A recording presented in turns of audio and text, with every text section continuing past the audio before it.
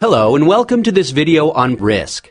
We're going to have a look at what risk is and take a look at how to use a risk matrix. First of all, what is risk? Now, if you think about it, life is full of risks.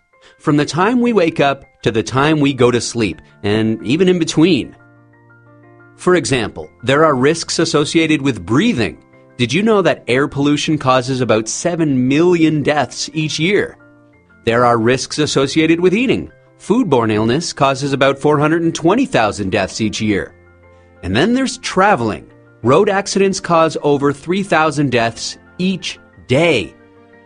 In fact, every day we have to make constant decisions about the risks we face.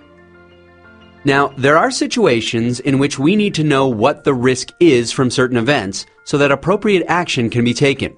For example, what's the risk to health from a new influenza virus, an industrial chemical accident, or a bushfire?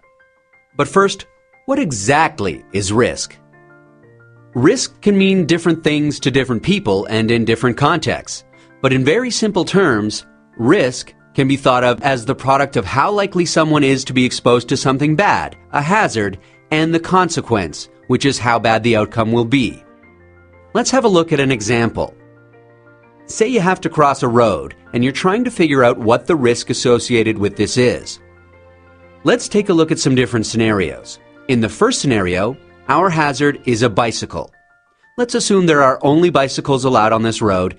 Let's also assume that the road is not that busy and there's only one bicycle every 5 minutes on that road. Now, because bicycles don't go on that road very often, the likelihood of the bicycle crashing into you is low, right? If the bicycle does crash into you, the consequence of that would be relatively low, wouldn't it? So in this scenario, the likelihood and the consequence are both low. Therefore, the overall risk is low. Now obviously, if there are bicycles traveling more frequently, the likelihood of a crash would be higher. But the consequence, if a bicycle did crash into you, would still be low. But what if things were different? Let's change that bicycle to a truck. Now with a truck passing every 5 minutes, the likelihood of a crash would still be low. However, the consequence is far more severe.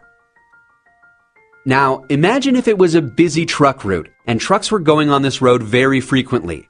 In this scenario, both the likelihood of a crash and the consequence will be high, which means that the overall risk would be high. You wouldn't even consider crossing this road, right? A simple way of visualizing this and figuring out the overall level of risk is by using a risk matrix. In a risk matrix, information about consequence and likelihood can be used to determine the overall level of risk. Let's have a look at a simple risk matrix. A risk matrix is basically a table or grid with a measure of likelihood on one side and consequence on the other, graded from low to high.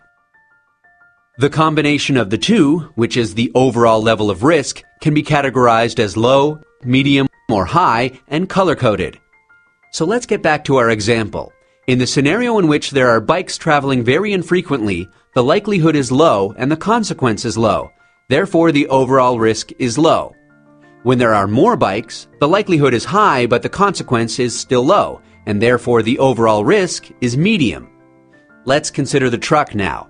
In the scenario where trucks are infrequent, the likelihood of a crash is low, but the consequence is high. The overall risk is medium. And if it's a busy truck route, the likelihood and consequence are both high, and therefore the overall risk is high. So that's how a risk matrix can be used to determine the overall level of risk using an assessment of likelihood and consequence. There are many different types of matrices in use with varying degrees of complexity. They can have many categories and different grades of risk. They may also have different ways of defining categories of likelihood and consequence.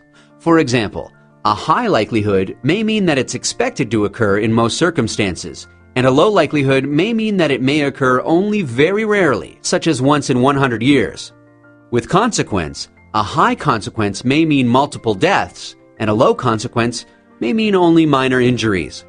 So, the risk matrix and the categories that are used can vary, and therefore should be relevant to the situation and context in which the risk assessment is done. Regardless of this, risk matrices follow the same principle. Although risk matrices have their limitations, such as being subjective, not being consistently interpreted, and not taking time frames into consideration, they are a useful and practical tool to categorize risk. And that's an introduction to risk and how to use and interpret a risk matrix.